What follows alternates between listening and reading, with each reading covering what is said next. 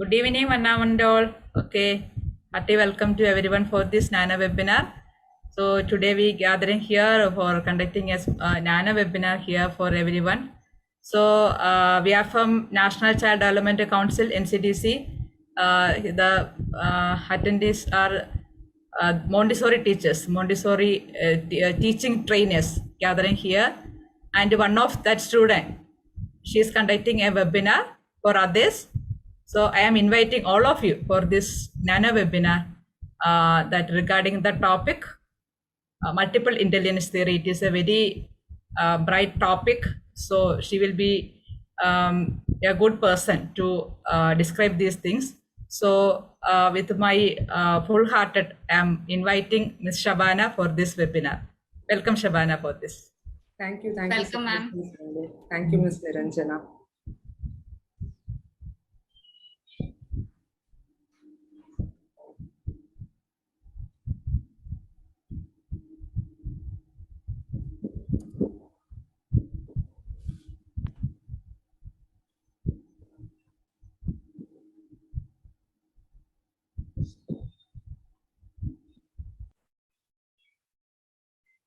Yes, good evening all. Welcome to the Nano webinar on multiple intelligence theory presented by ORION Circle of NCDC, National Child Development Council, Kottayam.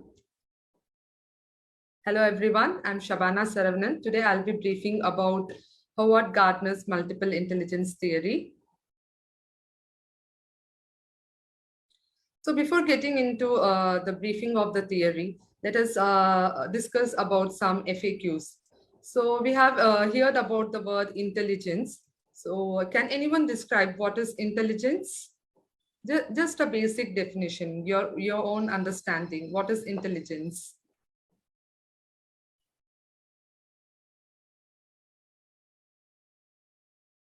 Anyone? Am I audible? Yes, audible. Okay, so basically intelligence, whenever we are talking about intelligence, the concept of IQ comes in our mind. So intelligent is often can be explained as the ability we have to process the knowledge and the information and how we are applying it effectively and fastly. So the next is who is intelligent people? Usually in general, okay, so we consider the people who is having high mathematical skill and high linguistic skill, who uses different or very long words or new words while speaking. So these peoples, and who is very much intelligent with like who is having ability to do the aptitude test. Those peoples are called intelligent people in general, who is having high knowledge about any one particular subject or the overall subject, who talks so much about anything in any topic given. So these people are called intelligent people. So the next point is how we are measuring people's intelligence. We usually take only few parameters like math. So if the person is well versed in mathematical or the reasoning, we call them intelligent. And what about the person who is not having the mathematical ability? So the third question arises: is it fair to measure people's intelligence with just one parameter? No, it is totally unfair, because we cannot judge everyone with one parameter. So in this theory, in this nano webinar, you will be getting a brief knowledge about the multiple intelligence theory and how fairly we can measure people's intelligence and how it will be helpful for them.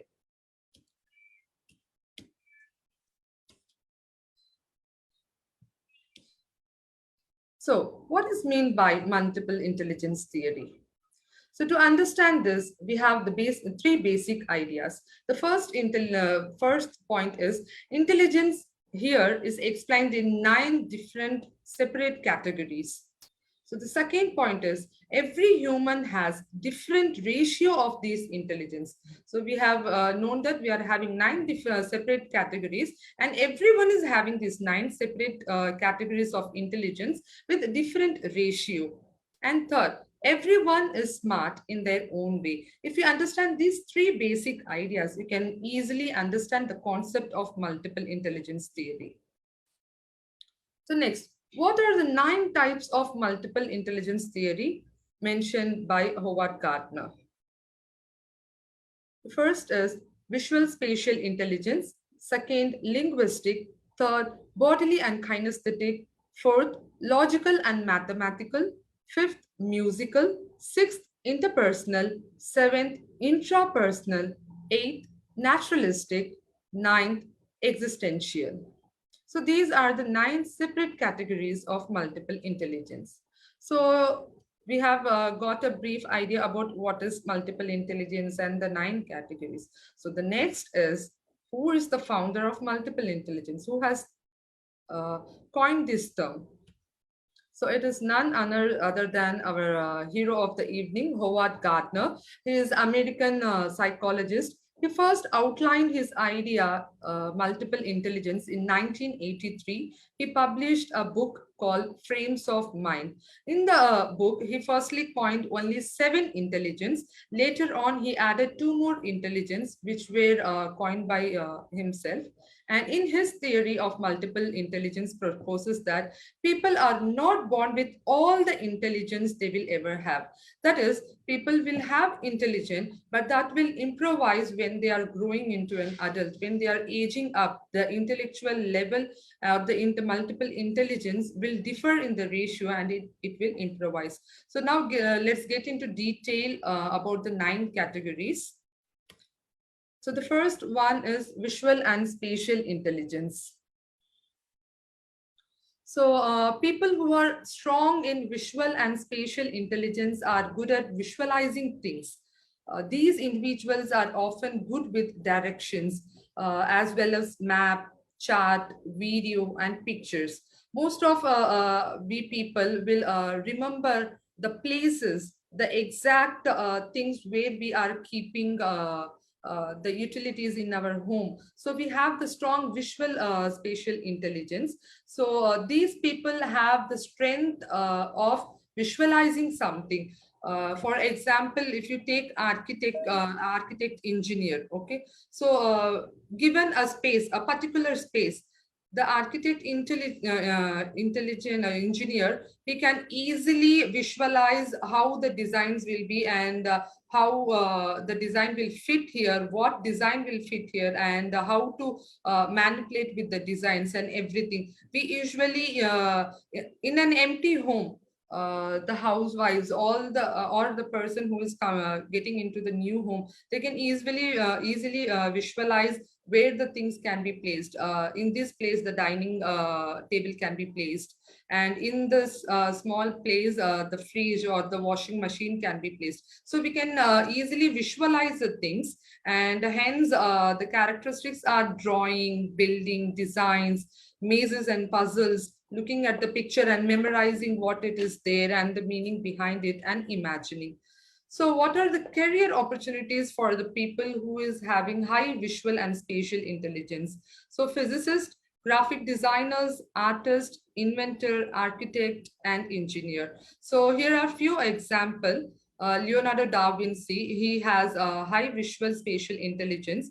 Thus, he ended as a painter. And Gustavo Eiffel, who is the creator of Eiffel Tower, and Walt Disney, with his visual imagination, visual creation, he created Mickey Mouse cartoon. And Galileo Galilei, he had the idea, like he visualized that there in the universe there are some specific stars are there, and the whatever the matter exists in the universe, he visualized it. He first had a creative visualization, and then that led to the invention of the telescope.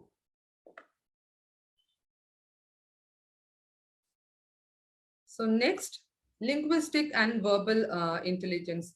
People who are strong in linguistic verbal intelligence are able to use words well, both in writing and speaking. These individuals typically are very good at writing stories, memorizing informations, and reading. So for these people, they can easily learn multi-languages. They will be multi-linguistic people. They can easily understand the language wherever they are going, or they can easily understand the phrases or the difficult sentences, difficult words. They can easily remember the words, memorize the words, and use it in the phrases.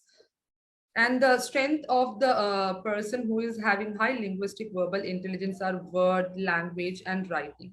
So the career opportunities for the person who is having a high linguistic and verbal intelligence are, they can be poet, a writer, journalist, lawyer, teacher, politician, and translator. So here are a few examples. Like William Shakespeare, a great poet, we know he has a high linguistic intelligence. We can see through his works he has presented to this world. And Arnab Goswami, the nation wants to know special. So he's a journalist. He knows how to use his linguistic talent. He continuously put up the sentences. He never allows other persons to argue because he has the high linguistic intelligence, so that he knows how to manipulate his words and how to bring out the points and how to keep forward his points strongly. And next, Dr. Radhakrishnan, a great teacher. He can easily teach any subject with a simple sentences or the simple word. Thus, he was considered as the greatest teacher because many of the students have learned his lessons very easily, and it was very he was very approachable because of his linguistic talent. And Arundhati Roy, a writer who has written a lot of books, and obviously our Prime Minister Narendra Modi, who is a politician who is having high linguistic and verbal intelligence. For this, he can easily communicate with the people and he can easily convince the people. So these are the example and the career opportunities for the linguistic and verbal intelligence. Next comes logical and mathematical intelligence. So with the name itself, we can easily understand it is all about the logic and mathematics. People who are strong in logical and mathematical intelligence are good at reasoning, recognizing patterns, and logically analyzing problems. So these individuals tend to think about numbers and the relationship between two numbers or the two concepts, the logic behind any given questions or the patterns, or they can calculate anything like Shakuntala Devi. She can calculate the numbers very fastly, and we could have seen the aptitude papers where in the forward messages also in WhatsApp or Facebook, anything, there will be two bananas which is of five, like value is 5. So what the 3 oranges will be of value 2. So what is the collective value of one banana? So it will be like quite confusing for the many people. But the people who is having high logical intelligence, logical and mathematic intelligence, it will be very easy for them. They can easily relate the logic between the things, and they can easily understand the reason why the question has given, how the question is formed, or any problematic situation. They can easily identify it, and they can create their own planning. They can estimate it, and they can calculate it, and thus ending up with the solution. So the career opportunities for the person who is having high logical and mathematical intelligence is scientist, accountant, mathematician, inventor, programmer, and chess players. So the examples are Albert Einstein, who is a scientist. So we can, because usually the scientists deal with a lot of logic and the numbers. So he was well versed with numbers, and thus he ended up as a scientist. And Aryabhatta, astrologist and a great mathematician, the inventor of zero. So obviously he should have the logical and the mathematical intelligence. And next comes Vishwanatha Anand, the chess grandmaster. He had that logical thinking because he know how to play the coins, where to place the coins and what will be the next step. He can easily guess the opponent's play also. So that is why he has been recognized as the chess grandmaster, and still he is holding that title because of his high logical and mathematical intelligence.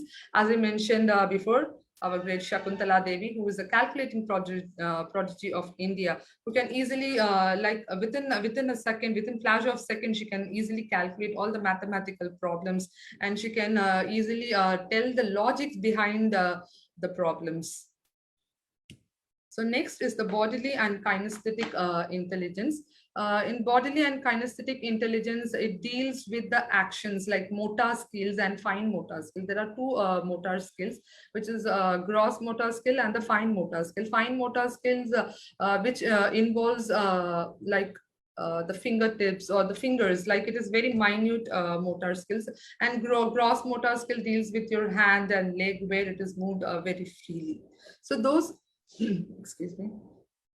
So those who have a high bodily kinesthetic intelligence are said to be good at body movement, performing action, and physical control. People who are strong in this area tend to have excellent hand and eye coordination. So because of they have the high gross motor skill, their hand and eye coordination will be so much helpful for them to perform the activity. So the physical movement and the motor skills are the strength of this person who is having a bodily and kinesthetic intelligence. So the career opportunities is an example, like careers, athletes. So obviously, like the running, cricket, whatever the athletic programs we have, they are having a high bodily kinetic intelligence. The next, dancer, sculptor, artist, surgeon. So examples, Shobana, a great dancer. She is using her gross motor skills, and Mary Kom, a great boxer, again using gross motor skill, and Rani Rampal, captain of Indian hockey player, who is again having a high bodily kinetic intelligence, and she is having great hand and eye coordination. That is how wherever they are targeting their goal, they can easily have that eye and hand coordination. Okay, this much strength has to be needed for this coin to reach the goal. So that is how they calculate it, and that is their strength also. And they enjoy creating with their hand, and creating new stuffs also, because of the fine motor skills. So next is musical intelligence. People who have strong musical intelligence are good at thinking in patterns. They understand the rhythm, they understand the tunes and sounds, and they have strong appreciation for music, and they often are good at composing music, and they perform. They can easily, like, you can see many people around us who is having, like, most of us have a musical intelligence. Whatever work we are doing, some will be like just humming by themselves. Doesn't need to be any particular song or any particular thing. They have their own tune and they have their own rhythm. They will be like humming it while doing the work. Even some children also, you can notice, while they are coloring or while they are writing, they will be humming some tune in the background, so that it is very easily for them to deal with the things what we are doing. So these are the people who are having the high musical intelligence. So the career opportunities for the strong musical intelligence people are musician, singer, composer, strong songwriter, theater actor, music critics. And a few example are Beethoven, German composer, A.R. Rahman, musician, Lata Mangeshkar, singer, and Shreya Ghoshal, singer. And we cannot, by here, I can stop and say, like, we cannot say that they are not intelligent people just because they don't know about math. For example, if I'll take me as an example. Like, I don't have musical intelligence. I cannot understand the tune. I cannot understand the rhythm. I can't memorize the notes of the music. So am I not intelligent, or can people coin me as a non-intelligent? No, it is not like that. Maybe I have different intelligence present in me. So here we have to remember that, again, the multiple intelligence theory has 9 categories of intelligence, which is present in every human in a different ratio. So next we'll move to the interpersonal intelligence. Interpersonal intelligent people are good at understanding and good at interacting with people. So these individuals are skilled at assessing the emotions, motivation, desires, and the intention those around them. They can easily move forward to the people. They can easily make friendship with the people. They are easy to approach, they are easy to solve any problem or share any problems. We often most of the people are often having higher interpersonal intelligence, because human race has existed so far with this intelligence. Because if we are not communicating with each other, if we are not understanding each other's emotion, or we don't share our problem with other, or we don't share our happiness with others, so what is the reason we'll be moving forward? So we are everyone is having a certain amount of interpersonal intelligence, which will help for communicating and developing a wider circle for themselves, where they can perform, where they can learn knowledge, and where they can share across the countries, across the cities. We can easily share our ideas and everything. So the career opportunities for the people who is having higher interpersonal intelligence are public speakers, politician, TV anchors, RJ, humanitarians, teacher, public relations. Like Mahatma Gandhi, he had high interpersonal intelligence. That is why he can easily communicate with the people and convince them with his ideal knowledge. And next, Dr. APJ Abdul Kalam, who was a great scientist and come teacher. So he had, everyone has greater affinity towards APJ Abdul Kalam. That is because he had a very good ratio of interpersonal intelligence. So thus it was very, he was very approachable, and his ideas were very approachable for the people also. And next comes our Mother Teresa. She had really a quite high, stronger interpersonal intelligence. That is why she had that caring empathy and sympathy for the people. She can easily understand the emotions, she can easily understand the pain that people are going through, and she came forward to help them. And Oprah Winfrey also. Next comes intrapersonal. So this is by the name itself, the title itself, we can easily understand.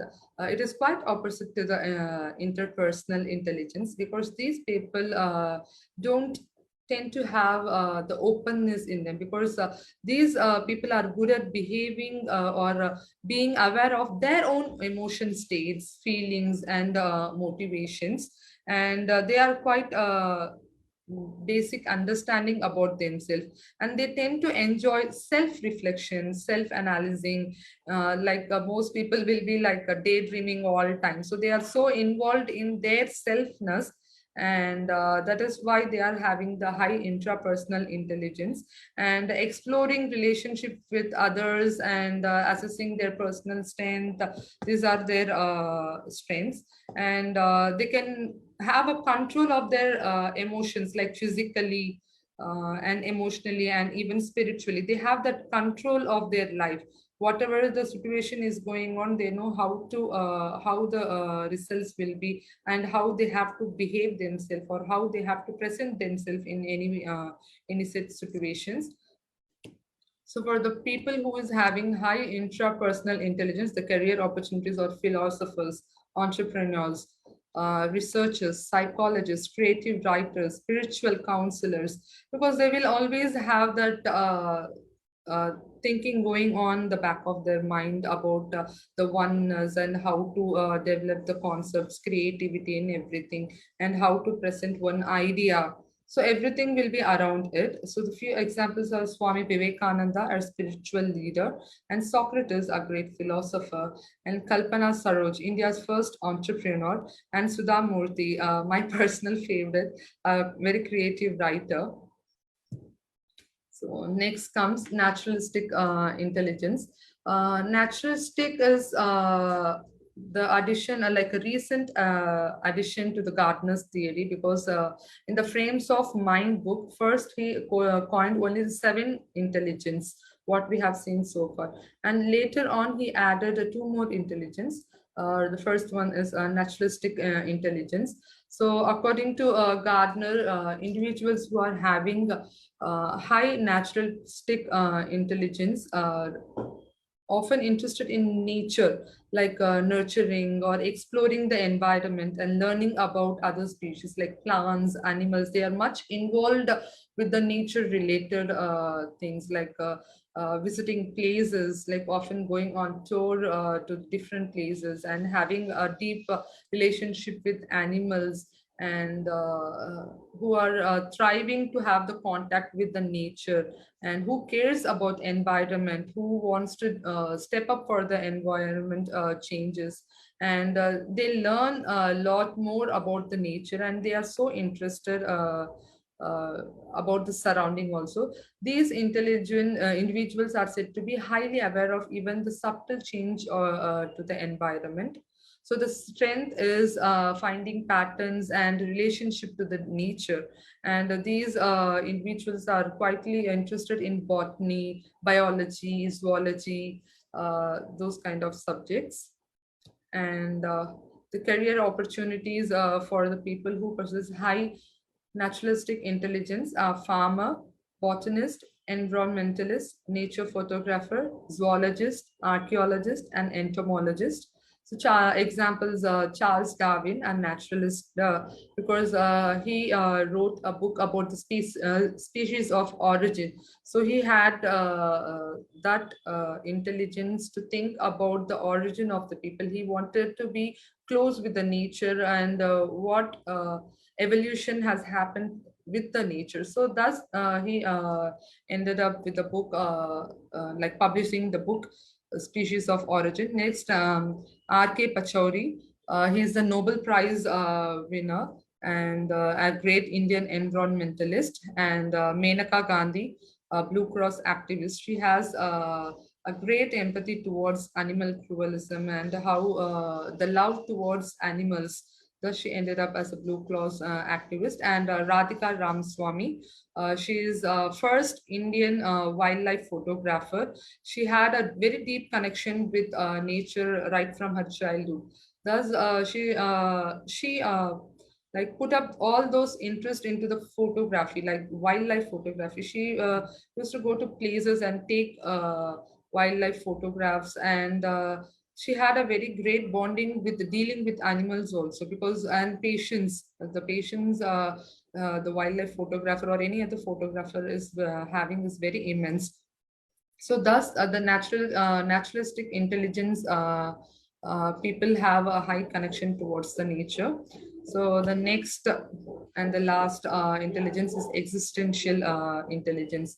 So when we are talking about existential intelligence, we can say that if one person is possessing a higher existential intelligence, then it is sure that he is having all other intelligence in a very good in a very good ratio, because these people used to have sensitivity and capacity to tackle the deep questions about human existence, such as people can be asking about what is the meaning of life, and why we die, how we get here in the earth, how the universe has formed, and after we die where we will be going. So what is the meaning, everything. So the deep inner knowledge about oneness, that is the existential intelligence.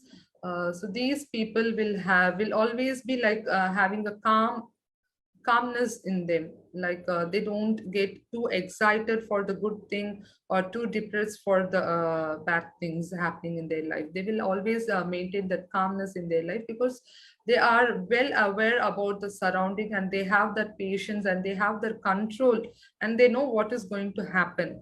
So they will have a planning, pre-planned life and a pre-planned thinking, and thus it helps them to live a very calm life and a very peaceful life also. So the career opportunities for those people are like philosopher, theologist, life coaches, cosmologist. So the great example for the philosopher is Buddha. Buddha got his Bodhi, like under Bodhi, his illumination. So in that case, he tried to understand the meaning of life and what is going to happen after him and how he has to live the life in a great manner. So thus he ended up as a philosopher. And Saint Augustine, a theologian, is also a great example. So yeah, we have come to the very end of this webinar. So here is the multiple intelligence table for your review. So the intelligence and type of smartness, how smart, like what smart are the people? So verbal and linguistic, they have language and word smart. Logical and mathematical intelligence, they are logic, number and reasoning smart. Spatial in visual intelligence, they have mental images, parcels, they are smart in those things. Bodily and kinesthetic, they can easily control the body movements, gross and fine. So they are bodily smart people. And next comes musical and rhythmic intelligence. So they are smart with sound, rhythm, tone, and music. Next comes interpersonal, who is communicating and relating to others. They are smart in that manner. And intrapersonal, who is smart with self-knowledge and self-reflection. Naturalistic intelligence, who is smart enough to understand the nature and understanding of the nature. And existential intelligence, who is having a spiritual smartness in them. So now we have seen enough about the multiple intelligence theory, and we have got quite idea about it. So according to multiple intelligence theory, there are 9 separate categories of intelligence, and each one of us have different ratio of intelligence. Like all 9 separate categories are present in a human, but in a different ratio. And that is, everyone is smart in their very own way. No one is dumb or no one is smarter than another person. Everyone is smart in their own way. They have their own smartness, and we cannot compare the smartness between the people. And the very important topic, why is this multiple intelligence theory important? Why we are learning about multiple intelligence theory? So there are 3 things why we are doing this. The first one is to understand yourself better, like to understand myself better. What smart I am? Am I linguistic smart? Like, do I have intelligence, like linguistic intelligence in a upper level, so that I can become a public speaker? If I have a musical intelligence in a higher level, then I can become a singer or a music composer, right? So it is to understand myself better, like ourselves better. Second, how to use it effectively. So it will help you to choose your career. As I said before, if I have a musical intelligence in the other hand, then I can focus my career in the music, like music industries, becoming a music composer or a singer or a songwriter, music writer, notes writer, or the music critics, right? And the next point is to understand others better. If I know that multiple intelligence theory exists, and if I know, when I know that the person I'm interacting also has 9 categories of intelligence in him, but in a different ratio, I can easily understand him. I cannot say, like, for example, if I'm talking to a person who doesn't have any knowledge about music or mathematics, I can't say that person is not intellectual, because maybe he is having high bodily and kinesthetic intelligence. Like the person who is well versed as an athlete doesn't need to learn music, right? His interest is towards athletic. He can run faster. He can, every time he can improvise his speed, improvise his laps. But it doesn't mean that he has to be strong in the musical intelligence also. So that is, it is easy to understand others better, and with this we can have the better society. We can understand our family relations, relationships, and we can understand our co-workers intelligence, and it is very easy to build a better society. So I will end my webinar with a very famous quote by Albert Einstein, who said, "Everybody is a genius." So everyone in this world is genius. But if you judge a fish by its ability to climb a tree, it will live its whole life believing that it is a stupid. See how true the quote is. We can't ask a fish to climb the tree, right? Or else, if we judge the fish by like judge the fish intelligence by climbing the tree, then the fish will have zero intelligence, right? So it will think like it is stupid in its own life, like the whole life it will be thinking like I'm stupid because I'm not able to climb the tree. But it is not the case. The fish is supposed to be in the water the same way. If I don't have a bodily kinesthetic intelligence, I cannot say that, oh, I'm so dumb, I can't run, or I can't play tennis, or I can't be a cricketer, I can't be a boxer like Mary Kom. So I'm so dumb. I can't just conclude my life with this idea. So I have to explore what other intelligence I have, so that I can focus on it and I can build a career with that intelligence, and it will help me in many turns, like improvising my self-awareness about the intelligence and how to improvise myself and how to improvise my career, my life, which will improvise the society also. So thus, we should always remember that everybody is genius. Thank you. That's the end of my webinar. Any questions?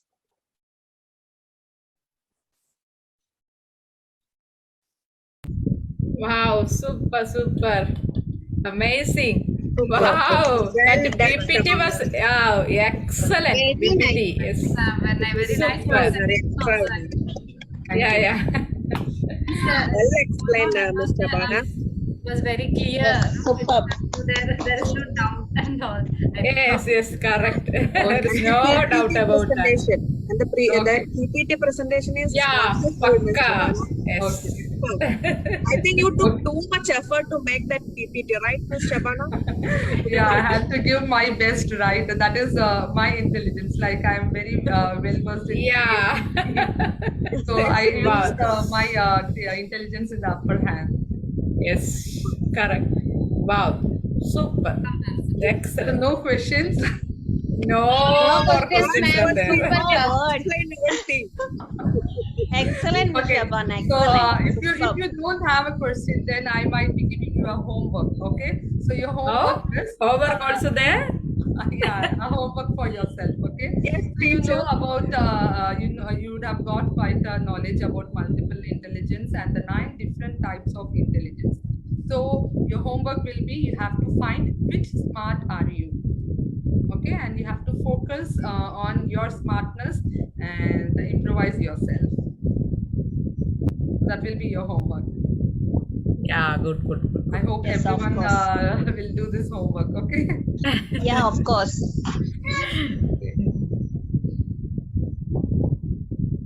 When we want to submit that homework? Teacher?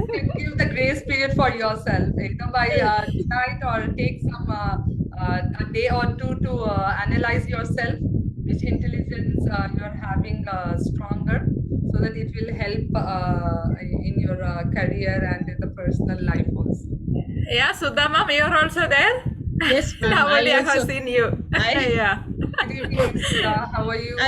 I am good. How are you? Yeah, I'm fine, thank you. Yeah, I heard a part of it. Well done, ma. Well done. Good. Thank you so much. Okay, then we can conclude the program because somebody is waiting for this Zoom and the FP live stream also there. So we can wind up. Yeah. And What this do you FP light consider, can be Sudha? switched off. Yes. Yeah, yes. Thank you, FP live. Shabana. Thank you so much.